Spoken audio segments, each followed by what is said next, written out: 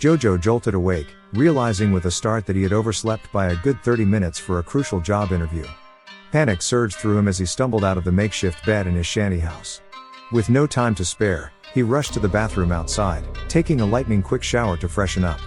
The chilly water served as a rude awakening, and he shivered as he dried himself off. Back inside his cramped room, Jojo hurriedly picked out his interview outfit, a crumpled shirt and a pair of trousers. But as he plugged in the iron, he was met with silence. The power was out. With a sigh, he resigned himself to wearing his clothes with wrinkles that resembled a topographical map of his troubles.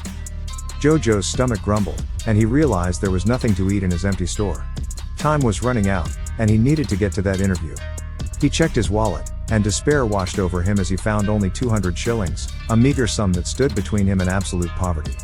He decided to hastily walk a few kilometers before taking a matatu at a cheaper stage to his destination. As he finally entered the matatu and settled into his seat, he took a deep breath, hoping that his tardiness and disheveled appearance wouldn't cost him the job. But his worries were far from over. Before he could even exhale, the conductor appeared by his side, demanding the fare. Jojo promptly handed over 30 shillings, thinking it would cover his journey. To his bewilderment, the conductor insisted on more money. Confused, Jojo asked what the additional payment was for, growing increasingly uncomfortable. The conductor, with a sly grin, informed Jojo that he needed to top up his payment. Jojo's skepticism flared, and he resisted, believing the conductor was trying to con him. The tension escalated as the conductor threatened to kick Jojo off the matatu if he didn't pay more. Jojo argued with determination, demanding the return of his 30-shilling coins so he could alight and pick another matatu, but the conductor insists that he has already used part of the fare, and it's non-refundable. Jojo then suggested to take back the 30-shilling coins and exchange them for a 50-shilling note, thinking it would appease the conductor. But the conductor, suspicious of a trick, insisted that Jojo hand over the 50-shilling note first. After a tense exchange, Jojo eventually gave in and swapped the 50-shilling note for the 30-shilling coins, securing his seat on the matatu. But as they continued their journey, the conductor leaned toward Jojo, his voice tinged with resignation. He explained, "No hard feelings, my friend. It's the government, they've hiked fuel prices, and we've had to increase the fares. You understand, right?" Jojo, nodding in reluctant understanding, exchanged a fist bump with the conductor before finally alighting from the matatu. As he walked towards his interview, he couldn't help but feel that life was a never-ending journey full of unexpected obstacles. But today, he was determined to overcome them and secure the job that would help him rise above these daily trials. Jojo's heart pounded with anticipation as he joined the massive crowd of almost 3,000 people heading towards the same destination he was rushing to for his job interview. Many carried envelopes containing their CVs, while Jojo clutched one that was conspicuously empty, lacking even a copy of his KCSE certificates. But Jojo was a man who seized opportunity when it presented itself. Noticing a nearby supermarket, he made a quick decision. Jojo spent 120 shillings on a packet of sweets and decided to take the risk of selling them to the eager interviewees. Moving ahead of the line, he began selling sweets to his newfound customers. As he progressed further, he encountered a man who promised to use the same tactic on his next interview, buying sweets to cut the line.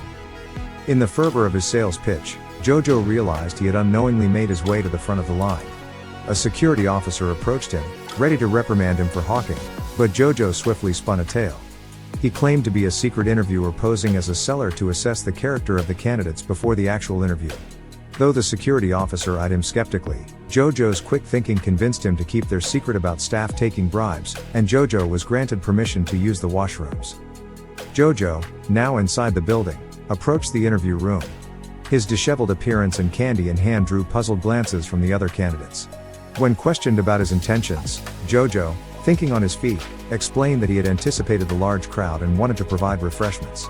He offered his sweets for 10 shillings each. The interviewers were taken aback. One asked if he was here for the interview or sell sweets. The third interviewer questioned Jojo's motives. In a bid to expose him, they called for security. However, the other co-interviewer decided to buy 5 sweets. Well, he thought, why not? The head security officer entered the room, and the female interviewer ordered Jojo's expulsion. As Jojo was being escorted out, the other security officer recognized him and decided to join in the jest, angry that he has been lied to. He forcefully ejected Jojo, who found himself on the ground outside, having made a profit of 300 shillings. Jojo's day had taken a series of unexpected twists and turns, and as he walked away from the interview location, he couldn't help but shake his head at how bizarre it all had been. The sweets he had sold to the interviewees had been a small victory, a brief moment of triumph in the midst of his challenges. He had earned some money, but the taste of victory was bittersweet, just like those terrible sweets. As he didn't get the job. With a heavy heart, Jojo continued his journey home, walking some kilometers to reach a cheaper matatu stage.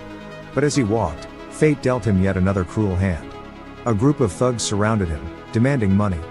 Jojo, helpless and already beaten down by the day's misfortunes, pleaded that he had no cash.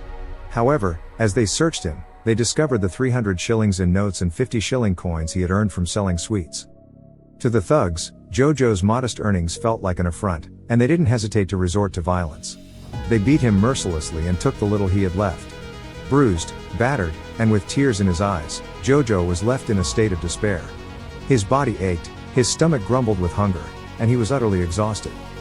As Jojo lay battered and hungry on the unforgiving streets, his resilience was put to the ultimate test. Will he survive and beat the tough system? His journey is a reminder that entrepreneurship, like life, is full of unexpected challenges. The lesson here is that adaptability is key. Jojo's quick thinking and willingness to seize opportunities, even in adversity, reflect the entrepreneurial trait of being resourceful and agile. Stay tuned for the next chapter in Jojo's journey, and remember that in business, as in life, the ability to adapt can be the key to success. Like and subscribe to follow his inspiring adventure and learn more entrepreneurial lessons along the way. See you in the next one.